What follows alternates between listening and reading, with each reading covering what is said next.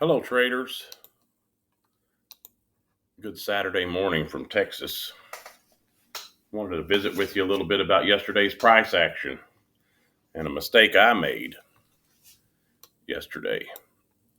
We're sitting in regular trading hours. The way you can turn those on is right here, regular trading hours. And what you can do there is you can mark out settlement price. I always like to leave it on the chart. It's this white line right here. Where that candle closed, that's settlement price.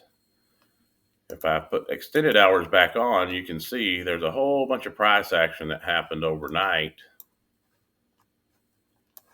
Settlement's actually way back over here. There's a whole bunch of price action that happened overnight that is really not pertinent to our regular trading hours during the New York session. So this was yesterday's. If we look at regular trading hours, a lot of times the algorithm will only refer to the trading that occurred during the New York session.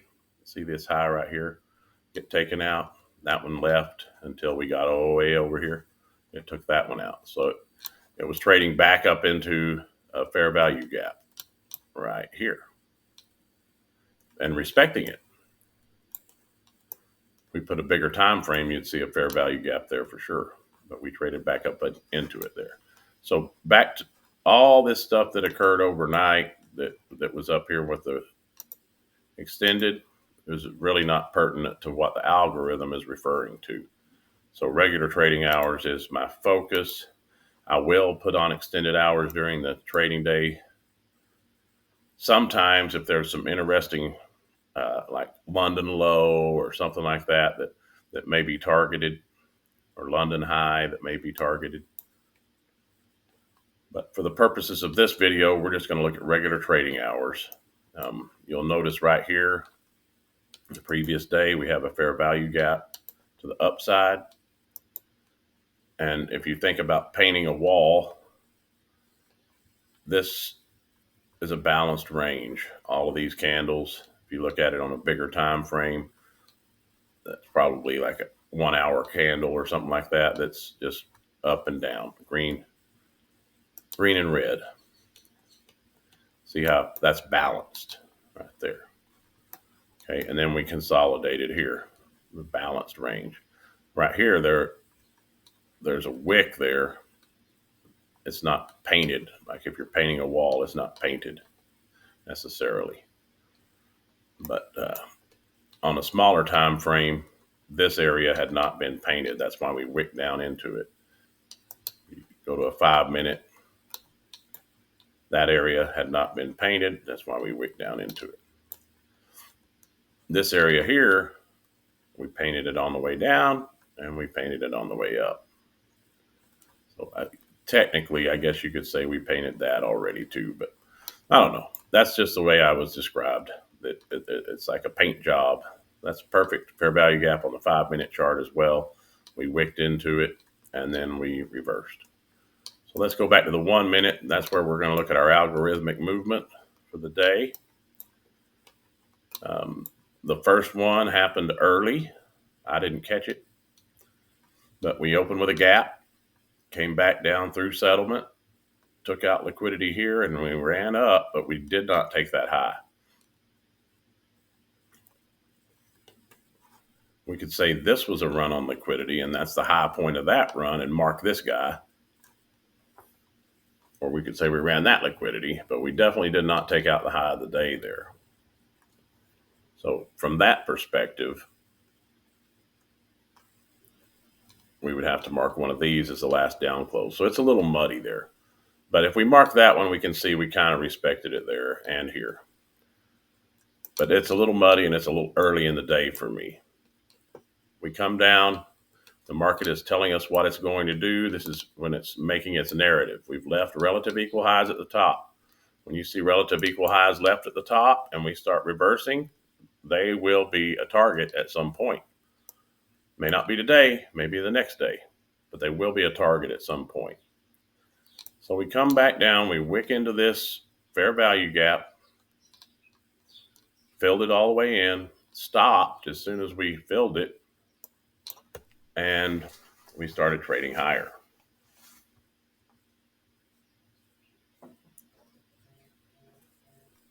I thought we were going to come down here. And this is where I messed up.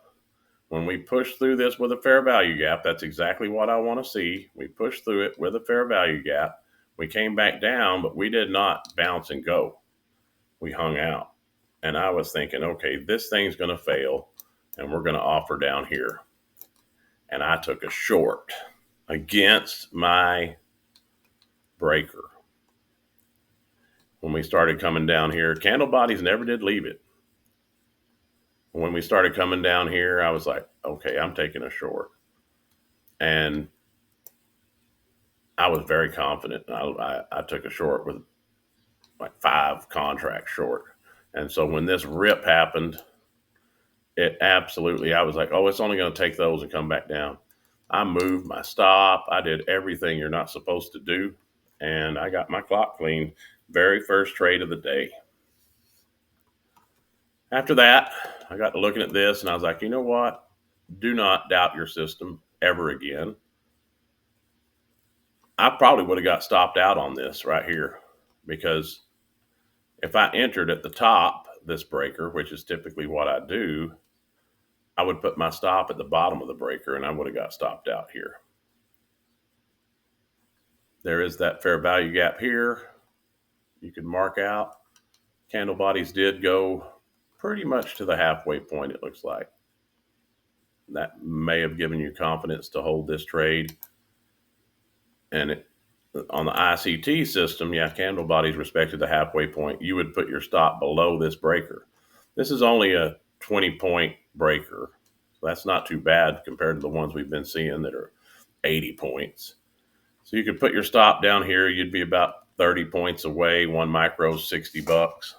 You'd have been able to stay in that trade for the rest of the day if you wanted to and aim for those relative equal highs. And you would have gotten there eventually. But I messed up. I said, it's not going to work this time. And I went short and it worked. So that was my epic fail for the day. So I started the day well over $1,000 in the hole. Then I saw it do all this stuff. I decided to become a scalper for a minute and got my clock clean there too. Dug the hole a little deeper. And finally I refocused and I said, okay, so let's just pan out here and let's look and see what's going on. So we came down, we left this liquidity up here, came back down almost into this fair value gap, almost to the breaker, and then went back up and left this liquidity. So when we came back down here and touched it again, I went ahead and took a long, aiming for that liquidity. Of course, when I saw this reversal, I was like, well, crap, I better just go ahead and take my profit. I think I had moved my deal to where I wouldn't lose, like I'd make at least 30, 40 bucks. So up here, I'm up $200, $300, $400, and then bam, I make 50 bucks. Very frustrating. Got back in when it touched the breaker here, and I did aim for this high. So I made up quite a bit of money there. We come down, we take out this low, but we leave that high when we go back up. We left it alone. So you could say we're respecting this breaker here that was a little muddy because it didn't make a new high there. But we are kind of respecting it. And then we leave this high, we come back down and take that low right there, just barely, so we can draw a breaker in there. We push through with a fair value gap. We come back down, respect the center point. We go long. We aim for high of the day.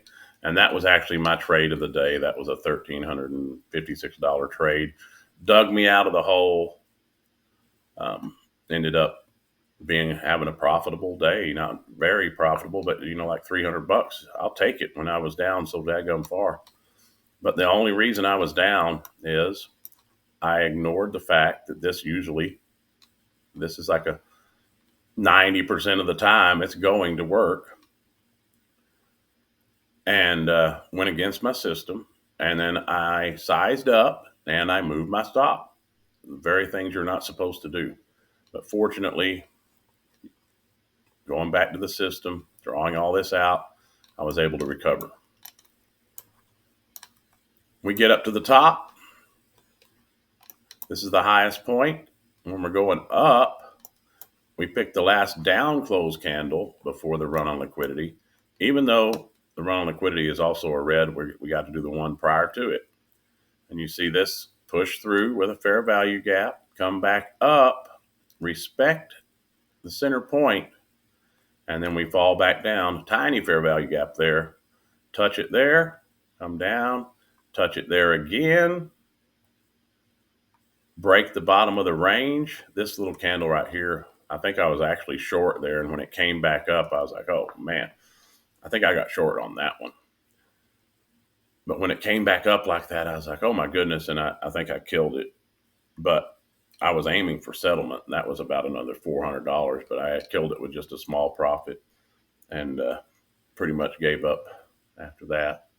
I did take another one down at the bottom for a return to settlement, but man, was it a choppy ride. I ended up killing it for a $30 profit just because I couldn't stand it anymore. But so this one was about a $400 on 5 micros, and I ended up making 100 on it as the chop was just, it was making me too nervous. I didn't want to hold it anymore. So again, trust my system, make my money. I'm not sure. Oh, that's the original breaker I marked out. You could also use that one as a reversal point eventually, I think. Let's see. Yeah, once we start trading below it, didn't really give us an entry. I mean, here you could say we came back up and respected the center point, or respected it to some degree, but I was pretty much playing off of this one by that point, this one up here at the top. So we can really just get rid of that one for now. And it's a huge one too. So doesn't really give you that much of an opportunity.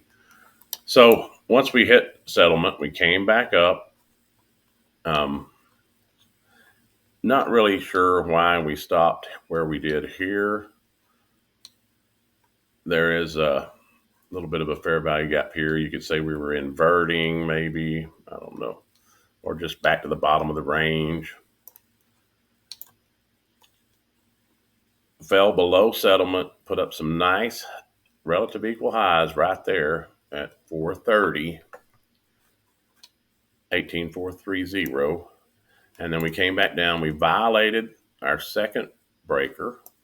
We came all the way back down here to, this is actually a fair value gap that formed after the breaker.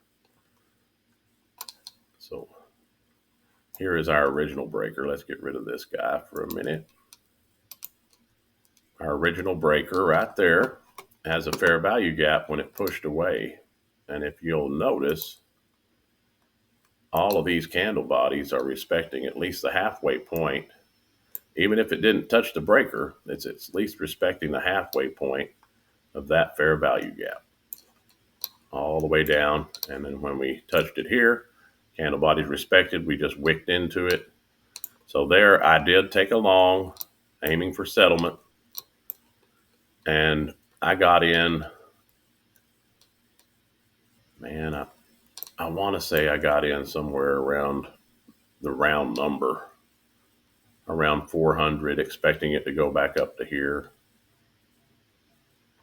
And it was a very difficult ride because it would go down and then back up and down and up. And then like I'd be in profit and no profit, in profit, no profit, in profit, no profit. And from round number, like it would come down here, I had 5 micros on, so I'd be down $200. And then it went all the way up and didn't quite hit. I think it was, yeah, didn't quite hit my stop, my take profit there. It got close, but it didn't quite get there because I had it at settlement at that white line, and it just never would quite get there. It would go close and then fall back down, very, very close and fall back down. And these are big candles. So up here, I'm up $400, and then it come all the way back down through my entry, and I'm down $200. So finally, I just said, I'm killing it. As soon as it gets back to the round number, I'm killing it. And so I made $30 on that trade. But had I continued to hold, this was at 3, but the next candle went ahead and broke through it. Had I continued to hold, it would have got my extra $400. So you can see on this run that was the last dip, and it went ahead and went on through right after 3 o'clock. All right, that says 4:15. So I wouldn't have been able to hold till then anyway, because Topstep cuts you off at 3:10. So this one, if I would have just, I mean, that was within a tick of my take profit. And then we had that guy come, and that was rapid. There was no way to kill it. But there were opportunities. Map this stuff out as you go. It happens every single day. Anytime a low is taken, intraday, it doesn't even have to be a major low, just a minor low. High was left, low was taken. We're going to go back and try to take that high. Mark your breaker, get in, make your money. Trust it. Even if it looks like it's not going to go your way, it may still go your way. And it would be a whole lot better to lose a trade trading your system than to lose a trade because you're trying to scalp and all this garbage. So do some chart homework, get on there, mark this stuff out. It's yesterday, it's fresh on your mind, so you can get in there and just mark it out and go into the Easter weekend confident that you can come in Monday and take a little bit of money out of the market. We'll get you a full view of that so you can maybe put it on your slideshow or something. I'll do one of these. We'll do the revisit right here. So you'd want to enter somewhere around here. And then the second one, enter somewhere around here, or even after it pulls away a little bit. And on this one, you'd want to enter somewhere around here or here. And aim at least for settlement, because it's revisited it so many times. And then, of course, down here, once we made that fair value gap, entry would be at the base of the fair value gap. And then we aim for settlement. Ideally, these highs was all we were going after. We didn't go all the way to settlement, but we did poke those highs. And that's it for this video. I hope y'all have a real good Easter weekend. Find the golden egg and get a pile of money. Remember, be kind to yourself. Be kind to one another. I love each and every one of you. If you have any questions, put them in the comments below. I'll talk to y'all next time.